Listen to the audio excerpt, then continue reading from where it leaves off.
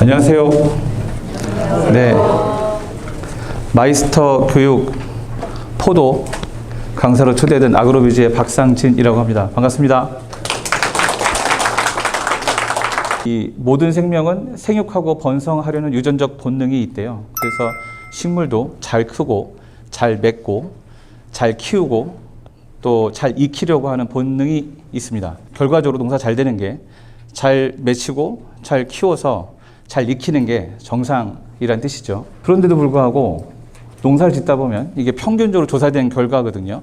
같은 품종을 같은 지역에서 같은 기간 동안 재배했을 때 농사를 잘 지은 분과 잘 못 지은 분, 이 조수익과 순수익의 차이가 3배에서 7배까지 발생을 한다고 합니다. 대체로 그렇대요. 평균적으로. 앞서 말씀드린 대로 잘 맺히고 잘 크고 잘 익히려고 하는 본능이 있는데 이게 소득과 수확의 차이가 많이 발생한다는 건 사실은 농사를 잘 안 되게 하는, 잘 못 크게 하거나 잘 못 맺히게 하거나 잘 익지 않게 하는 부정적 방해 요소가 있어서 차이가 발생한다고 이해할 수 있겠죠. 그래서 제 교육의 제목은 항상 농사의 성공을 방해하는 부정적 재배 요인 주제로 항상 말씀을 드립니다. 뜻은 이렇죠. 원래 잘 되려고 하는 놈들이기 때문에 부정적 재배 요인, 방해 요인만 잘 해결을 하면 누구나 3배 더 수확해서 7배 더 많이 버는 농사를 지을 수 있다. 그렇게 저는 믿고 있습니다. 경험도 그렇게 하고 있고요. 그래서 오늘은 그 농사를 안 되게 하는 부정적 재배 요인을 다뤄서 말씀을 드릴 건데, 앞서서 그렇다고 해서 농사를 짓는데 기술과 노하우가 필요 없는 건 아니지 않습니까? 성공에 대한 기술과 노하우는 있어야 되죠. 살펴보게 되면 병충해를 예찰하는 것과 적기에 꼼꼼한 농약을 방지하는 것과 무해가 처리라든가 특히 이제 그 지베렐 더크리, 샤인 같은 경우는 반드시 해야 되죠. 유인이나 적심이나 뭐 부처 처리나 환기나 또 때로는 미량 요소나 칼슘제를 사용하는 것도 중요한 기술과 노하우일 수 있습니다. 밝은제나 비대제나 당도 향상제나 이런 것들도 필요할 수 있겠죠. 이런 거를 잘 쓰는 것도 기술에 포함될 수 있을 것 같습니다. 근데 혹시 이 중에서 그러니까 이것만 잘하면 아까 말씀드린 대로 3배 더 수확하고 7배 더 돈을 더 많이 벌 수 있을까요? 그렇다면은 제가 여기 서 있을 이유가 없죠. 이렇게만 하면 되니까. 여기에 대한 정보는 사실은 저 농협경제사업소 가서 여쭤보셔도 되고 인근의 농약방이나 그 유튜브를 보면 굉장히 많이 나와 있더라고요. 혹시 이 내용을 잘 모르시는 분은 없죠, 그러셔서. 주위 분들을 통해서 충분히 얻을 수 있고, 그죠? 그래서 오늘은 이 토양 조성과 관수 비배 관리를 따로 구분을 해서 제가 말씀을 드리는 거예요. 그러니까 이 차이가 뭐냐면 위에 나와 있는 이 내용들은 내가 알고 있으면 남한테 설명하고 전수할 수 있는 기술과 노하우입니다. 병충해에 대해서 야 이거는 무슨 병이야, 이건 무슨 벌레야, 어떤 농약을 써야 돼, 그죠? 야 무해가 처리는 어떻게 해야 되고 지베렐 더크리는 언제 쳐야 돼. 내가 알고 있는 기술과 정보를 남한테 전수할 수 있는 기술이에요. 그걸 우리는 노하우라고 합니다. 근데 이 밑에 나와 있는 부분이 있죠. 토양을 조성하고 관수 비배 관리하는 거. 야, 물은 언제 줘야 돼? 얼마큼 줘야 돼? 물 줄 때 비료는 무슨 비료를 줘야 돼? 몇 킬로의 비료를 줘야 돼? 무슨 비종을 써야 돼? 이거 다른 사람한테 설명할 수 있을까요? 굉장히 어려운 부분이에요, 사실은.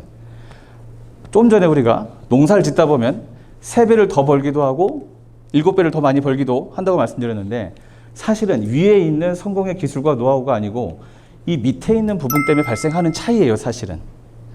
농사 잘 짓는 분들의 노하우는 이 밑에 있는 부분이라고 알고 계시죠? 동의하시죠? 네. 근데 이게 왜 힘드냐면 내가 아무리 잘 알고 있어도 남한테 설명하고 전수하기가 너무 까다롭고 어려워서 그래요. 왜 그런지를 말씀을 드리고 어떻게 하면 토양을 잘 조성을 하고 관수 비배를 할 수 있는지를 오늘 설명드려 볼까 합니다. 강의의 제목이 그 농사의 성공을 방해하는 부정적 재배 요인이었거든요. 그것만 잘 다루면 농사 잘 된다. 그거 설명드렸죠.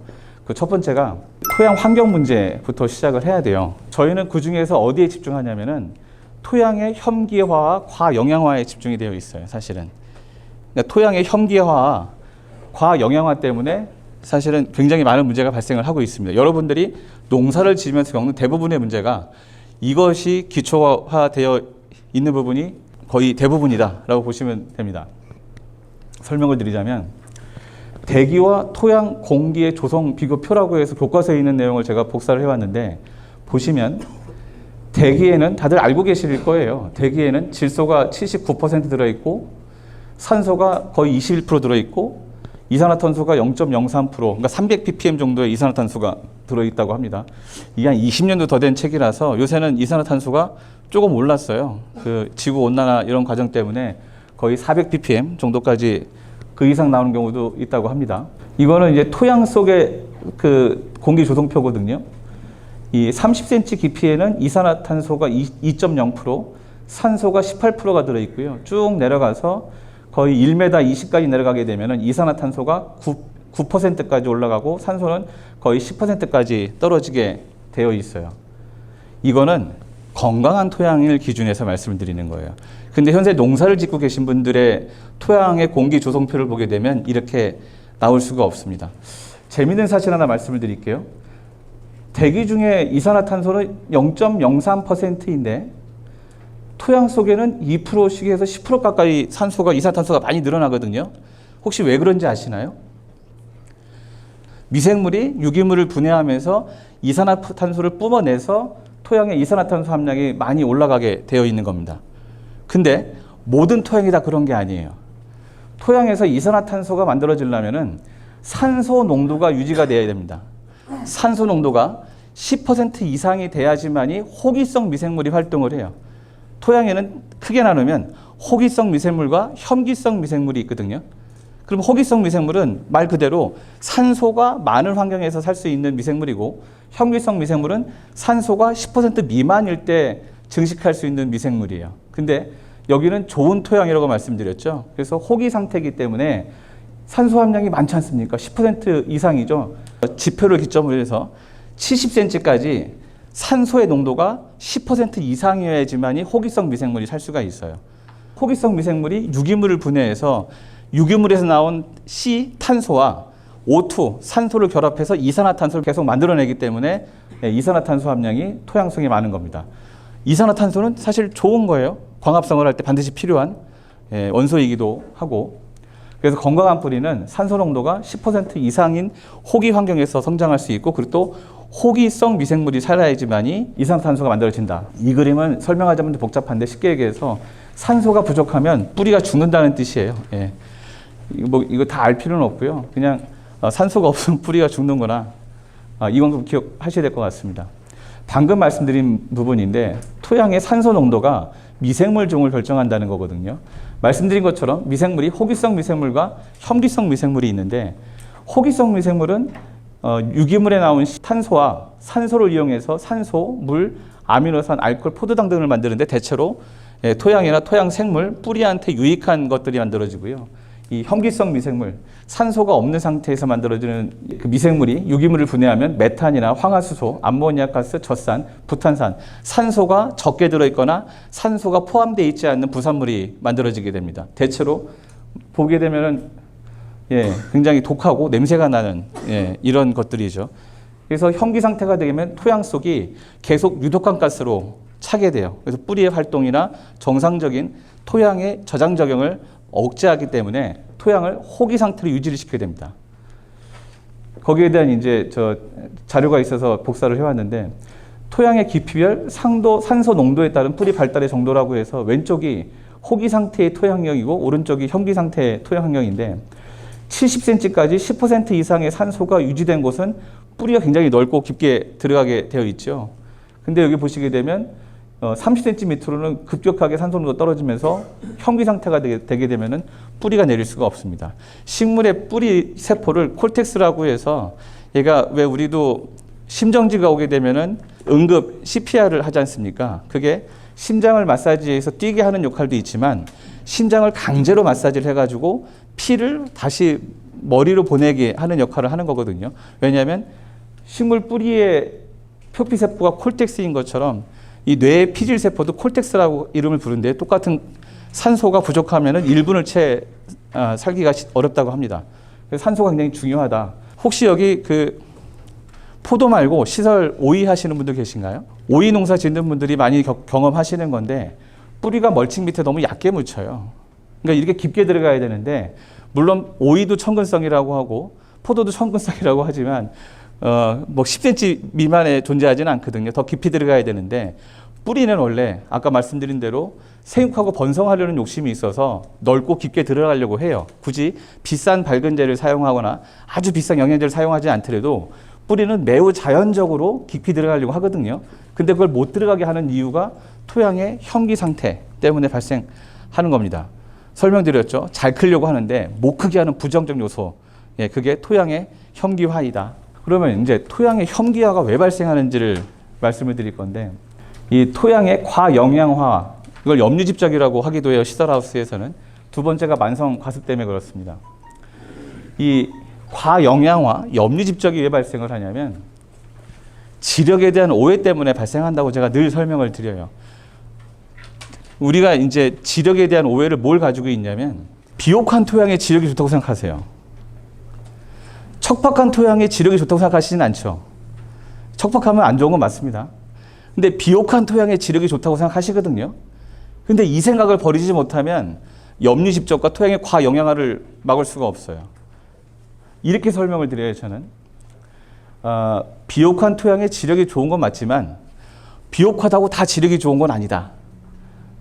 그러니까 지력이라고 하는 건 사람이 건강하냐 건강하지 않냐를 따지는 것처럼 토양의 건강도, 포괄적인 건강도로 이해하시는 게 맞거든요. 그러면 건강한 사람이 허약한 사람보단 밥을 좀 많이 먹긴 합니다.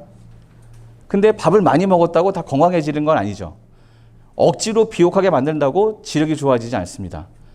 요번에 우리가 지력을 양이온 치하 능력으로 이해하셔야 돼요. 이 시간에. 지력은 양이온 치하 능력이다. 토양의 비옥도보다 훨씬 더 중요한 개념이거든요. 왜 양이온 치하 능력이 지역이냐면 모든 토양의 입자가 음이온이기 때문에 그래요. 모든 토양의 음이온이라고 전 시간에 나오지 않았습니까? 그죠? 모든 토양이 음이온이고 우리가 주는 대부분의 비료가 양이온이에요. 동양 철학의 음양의 이치, 우주의 이치라고 하거든요. 이게 토양에도 식물 재배에도 연관이 있다고 합니다. 지력은 양이온 치하 능력이에요. 모든 토양이 음이온이기 때문에 그렇습니다. 우리가 준 대부분의 비료가 양이온이라서 그래서 비료를 담는 그릇같이 이해하시면 돼요. 혹자는 이걸 보비력이라고 하는데 약간 틀릴 수는 있지만 비슷한 개념이긴 하지만 비력을 담는 그릇을 지력으로 이해하시면 됩니다. 이거를 받아들이면 나머지는 술술 풀려갈 수 있어요. 지력은 양이온 치하 능력이다. 염류장애는 아시죠? 넘어가겠습니다. 왜 양이온 치하 능력이 중요한 개념이냐면 모든 토양의 입자가 음이온이기 때문에 양이온 치하 능력인 거거든요. 비료가 양이온이라서. 그러면 같은 음이온들끼리는 밀어내는 반발력이 형성돼요. 우리 아까 토양의 공기 조성표 봤지요. 70cm까지 산소가 10% 이상이 유지가 돼야 되는데 토양 속으로 산소를 집어넣을 수 있는 유일한 산소 호흡기가 공극이에요. 이 공극은 토양 입자 간의 반발력 때문에 만들어지는 겁니다. 억지로 이걸 만들기 위해서 밭갈이를 하고 신경 노타리를 치고 하기도 하거든요. 근데 금방 다시 딱딱해지는 문제가 발생을 해요. 왜 딱딱한 문제가 발생을 하냐면 우리가 토양 입자와 입자가 서로 음이온이기 때문에 밀어내는 반발력이 있고 그것 때문에 생기는 공극이 형성되어 있고 공극 속에는 미생물과 벌레들의 삶과 생활의 터전이고 그래서 토양이 순환되고 자연이 순환되고 있는 거예요. 근데 문제는 토양에 이렇게 건강한 토양은 비어 있거든요. 근데 염류가 집적이 되면 아까 비료는 양이온이라고 했죠. 음이온과 음이온 사이에 비료가 쌓이면서 땅을 딱딱하게 하고 그래서 공급을 줄어들게 하면서 토양이 현기 상태가 되게 됩니다. 간단하죠? 그러니까 염류집적은 우리가 필요량보다 비료를 많이 줘서 발생하는 거거든요. 근데 이거를 왜 해마다 해결할 수 없는지, 그러니까 필요량보다 비료를 더 주게 되는 이유는 뭐냐면 비료는 물과 같은 성질이 있어요. 비료는. 그래서 어떤 성질이냐면 부족하면 표시가 납니다. 물이 부족하면 약간 시들거나 약간 독이 오르거나 까끌까끌해지는 신호가 있지요. 그죠? 시들거나. 물이 부족하면은 신호가 있는 것처럼 비료가 부족해도 신호가 있어요. 초세가 좀 빠지거나 엽색이 옅어지거나 그죠? 잎이 작아지거나 하는 그 초세에 영향을 끼치게 됩니다. 그러니까 결핍에 대한 증상과 그 반응은 즉시 나타나는 편이에요. 결핍과 부족은. 근데 많이 준 거는 표시가 안 나요. 왜? 지력 때문에. 지력은 배웠죠. 비료를 담는 그릇이라고. 100kg를 담을 수 있는 그릇이었는데 사실은 농사 질 때 필요한 거는 한 20kg만 주면 되는 거였거든요. 근데 만약에 10kg를 주면 부족하게 준 것만큼의 수확 손실과 장애가 발생을 해요. 그러니까 알죠. 내가 적게 줬구나. 다음에 더 줄 수 있습니다. 근데 20kg가 필요하는데 또는 30kg가 필요하는데 50kg 주면 어떻게 될까요? 농사가 너무 잘 된대요. 처음엔 농사가 너무 잘 돼요. 내가 이만큼 준 게 확실히 잘 줬구나라고 하는 확신을 갖게 됩니다. 왜? 성공했으니까. 사실은 50kg 줬고 20kg는 나무가 먹었고 30kg는 토양에 담겨 있는데 얼마큼 먹었는지, 얼마큼 담겨 있는지를 농가는 알 수가 없어요. 그죠? 그럼 그 다음에 또 농사를 준비합니다. 몇 킬로를 줄까요? 50kg를 주죠. 왜? 작년에 성공했으니까. 또 30kg 남죠. 그렇게 몇 년 주다 보면 차고 넘치게 되면서 토양이 과영양화, 염류집적이 돼서 농사가 힘들어지기 시작합니다. 이게 뭐 포도뿐만이 아니고 대부분 다 노지작물이든 하우스작물이든 비슷한 패턴으로 이렇게 되고 있어요. 왜? 지력에 대한 잘못된 오해 때문에 그런 거죠. 그러면 이 토양의 과영양화, 염류집적이 대부분 화학비료 때문이라고 생각을 하세요? 그죠? 그럴 수도 있습니다. 근데 재밌는 결과가 있어요. 그 국가별로 화학비료의 연간 사용량에 대한 그 자료인데 일본, 뉴질랜드, 네덜란드, 대한민국 뭐 여러 나라가 더 있었지만 제 대표적인 나라 몇 군데만 잡아왔어요. 일본이랑 네덜란드는 우리랑 비슷한 그 집약 농업을 하는 국가고요. 뉴질랜드는 조박 농업이라고 해서 좀 광작을 하고 돌려짓기도 하고 땅이 넓어서 이제 그런 나라거든요. 우리나라는 3,000평당 261kg 평균 화학비료를 사용하고 있고요.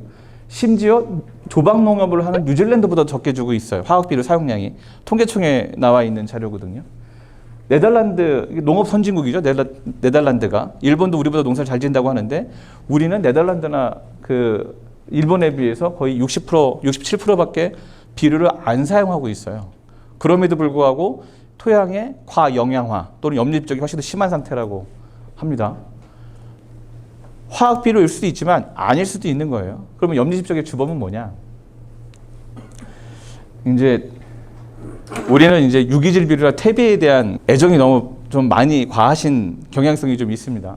농가원에서 예전에 조사를 한 건데 우분, 돈분, 개분에는 질소, 인산가리, 석회, 고토 뭐 몇 가지 더 있긴 하지만 대표적인 다량 요소, 차량 요소만 이제 적어왔는데 우분에는 질소가 0.7%, 인산이 0.7%, 이것저것 더해서 우분에는 3.2%의 그 비료 성분이 들어있는 거예요. 화학 비료는 뭐 20 비료도 있으니까 굉장히 적은 양이 들어있는 건 맞습니다. 개분에는 뭐 질소가 1.8, 인산이 3.2, 가리가 1.6해서 14% 정도의 화학 비료 성분이 들어있다고 하는데 문제는 우분 1톤에 들어있는 화학비료 순 성분량을 계산해보면 화학비료가 3포 정도 들어있는 거고 개분에는 화학비료 1톤에 10포 정도의 화학비료 성분이 들어있는 셈이라고 합니다. 하우스 한동 또는 밭에 화학비료 10포, 20포 주라고 하면 미친놈 소리 듣거든요. 근데 탭이 1, 2톤 심지어 이렇게 오돈처럼 와서 이렇게 붓고 가는 게 사실은 그다지 이상하지 않는 뭐 지금도 그런지 모르겠지만 예전엔 많이 심했었거든요. 네. 그래서 퇴비도 비료이기 때문에 많이 주면 염류집적이 될 수 있어요. 그러니까 화학비료 때문인지 퇴비 때문인지는 사실은 좀 살펴볼 필요가 있어요. 본인들께서 농사질 때 밑거름 하시는 부분들을 좀 살펴보시게 되면 조금 더 정확히 아실 수 있을 것 같고요. 좀 더 이어가면 옛날에는 우리가 그 한일 협정 이후에 그 비료 회사가 국내에 들어왔어요. 60년대 후반, 70대 초반부터 해가지고 원활하게 그나마 공장이 돌아가서 비료가 시중에 유통된 게 70년대 후반부터라고 합니다. 대한민국은 5천년 농업 국가라고 해요. 굉장히 오랫동안 농사를 지은 나라이고 화학 비료가 없던 시절을 훨씬 더 농사를 많이 지어온 거죠. 그 당시에는 토양을 비옥하게 만들 수 있는 유일한 수단이 퇴비밖에 없었어요. 그 당시에는. 근데 지금은 토양을 비옥하게 하는 수단으로 퇴비를 주는 거는 고민해 보셔야 될 문제입니다. 아까도 설명드렸지만 비옥한 토양의 지력이 좋은 게 아니다. 그릇이 큰 토양의 지력이 좋은 거다라고 말씀을 드렸죠. 그래서 현재에는 토양 미생물과 벌레들의 먹이이자 집으로서 유기질 비료나 퇴비를 사용하는 게 맞습니다. 양질의 유기질. 그러니까 거름이 아니고 양질의 유기물을 주기 위한 노력을 하실 필요가 있습니다. 그리고 그 잔인한 진실일 수도 있는데요. 식물은 유기물을 먹지 않습니다. 유기질 비료가 좋아, 퇴비가 좋아 이렇게 말씀하시는데 식물은 유기물을 먹지 않습니다. 식물은 자연계에서 유일한 생산자예요. 뭘 생산하냐면 유기물을 생산합니다. 그래서 유일한 생산자. 그 다음에 소비자가 있죠. 뭐 토끼라든가 염소라든가 1차 소비자, 풀 뜯어 먹는 애들이 1차 소비자고 2차 소비자는 육식동물이 있고 이렇게 여러 차 소비자가 있으면 생산자도 죽고 소비자도 죽습니다. 그럼 토양에 들어가면 분해자가 있습니다. 유기물을 분해합니다. 소비자는 유기물을 소모하고 유기물을 분해하면 무기물로 만드는 애들이 미생물과 벌레들이에요. 식물은 무기물을 먹습니다. 유기물을 분해한 무기물을 먹는 거기 때문에 토양에 과도하게 유기물을 줄 필요가 없어요. 유기물이 들어가야 될 이유는 간단하게 토양 미생물과 벌레들의 먹이이자 집으로서 주면 된다. 아까 설명드린 대로 미생물이 토양을 순환시켜야 되기 때문에 호기성 환경을 유지시키기 위해서 주시는 게 맞다. 근데 이게 제가 잠깐 찾아봤는데요. 굉장히 많은 자료가 인터넷 찾아보면 있어요. 뭐 폐기물 탭이나 불법 탭이 또 불법 매립 이런 걸 치게 되면 기사가 굉장히 많이 나오더라고요. 이 문제가 왜 발생을 했냐면 우리가 이제 교토의정서죠. 87년도인가 97년도인가 하고 2012년도 이후로는 폐기물의 해양 투기를 못하는 나라가 됐어요. 공식적으로. 우리는 이제 해양에다가 폐기물을 투여할 수가 없어요. 다시 말해서 2012년도까지는 배가 폐기물을 받아서 공해상에 나가서 버리고 오던 시절이 있었다는 얘기죠. 근데 지금은 할 수가 없습니다. 근데 그 이후로 폐기물 처리 비용이 많이 늘었어요. 그 중에 여러 가지 폐기물을 처리하는 창구로서 퇴비 업체가 그 역할을 하고 있는 중이라고 해요. 한 퇴비 업체의 얘기로는 압놀차라고 해서 덤프처럼 생긴 덤프트럭은 아니라고 하더라고요. 그 차로 와가지고 이렇게 쏟아놓고 가면은 시기에 따라서 250에서 320만 원까지도 그 폐기물 처리 비용을 주고 간대요.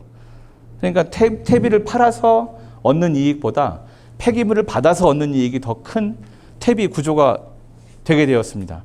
그 이후로 생긴 이상한 업체가 있죠. 퇴비를 뿌려주는 업체가 생기기 시작했습니다.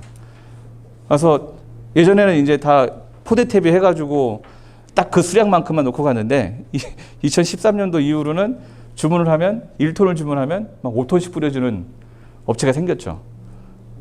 그게 폐기물을 빨리 처리를 해야 또 받아서 돈을 벌 수 있으니까 약간 기형적으로 퇴비 업체가 성장하고 있는 구조적 모순이 발생하고 있는 거예요. 굉장히 많이 있습니다. 뭐 폐기물 불량 비료 때문에 작물도 땅도 망친다라고 하는 이런 기사 뉴스도 보고 있더라고요. 저희가 제안하는 부분은 퇴비는 그러니까 일반적인 물론 자가 퇴비 해가지고 오랫동안 묵혀서 쓰신 퇴비는 문제가 없고요. 다만 사용량에 대해서는 관행적인 사용량을 좀 고민해 보셔야 될 것 같다라는 부분이고 이 부분은 제가 또 후에 또 말씀을 드릴 겁니다. 그 퇴비는 더 이상 작물과 미생물을 위한 정제된 비료가 아니고 현재 대한민국은 기형적으로 발전한 퇴비 산업 때문에 토양과 작물을 병들게 하는 부분들이 있습니다. 저희가 제안드리는 건 이 좋은 유기질 비료 또는 퇴비의 조건은 말씀드린 것처럼 미생물과 곤충들의 좋은 먹이이자 집의 역할을 해야 되고 그리고 작물 성장에 필요한 기본적인 충분한 양분이 비분이 들어 있어야 되고 가장 중요한 게 뭐냐면 비분을 담을 수 있는 담고도 남을 만한 큰 그릇이 포함되어 있는 자재여야 된다라고 해서 양분보다 그릇이 큰 비료를 사용하라고 하는데요. 그러니까 저희가 이 비료를 만든 이유는 이런 고민 때문에 그래요. 사실은 퇴비 때문에 발생하는 부정적 원인을 막을 수 있는 자재를 개발하다 보니까 이걸 저희가 10년 좀 전부터 개발해서 판매를 하고 있거든요. 그 친환경 황금비라고 해서 포인트가 양분보다 그릇이 커서 기본적으로 아무리 많이 써도 염류집적이 되지 말아야 됩니다. 지력이 커야지만이 공국이 생기고 그래야 혐기 상태가 아닌 호기 상태를 유지할 수 있기 때문에 그래서 높은 양이온 치하 능력, 지력이 높고 그리고 유기물이 오랫동안 유지가 돼야 되고 작물의 요구도에 맞는 NPK가 들어있는 비료를 개발을 해서 하고 있습니다. 보시면 여기 분홍 비결이라고 저 유튜브 채널이 있거든요. 여기에 대한 사용사들이 굉장히 많이 있어요. 한번 들어가서 보시게 되면 뭐 이루어지는 효과도 있구나라고 하는 부분들을 아실 수 있을 것 같습니다. 토양 현기화의 그 첫 번째 원인은 토양의 과영양화, 염류집적이라는 말씀을 드렸고 그것이 우리가 지력을 좋게 해야 돼라고 생각하면서 토양을 너무 과도하게 비옥하게 하려고 하니까 발생하는 문제이기 때문에 토양에 들어가는 그 밑거름이든 기비든 유기질 비료든 추비든지 간에 사실은 여기에 대한 고민이 있어야 된다고 설명을 드린 겁니다. 그 대안으로서 탭이 쓰지 마시고 뭐 황금비료 제품도 있어야라고 설명을 드린 거고 토양 현기화의 두 번째가 뭐냐면 만성 과습이라는 문제가 두 번째 문제거든요.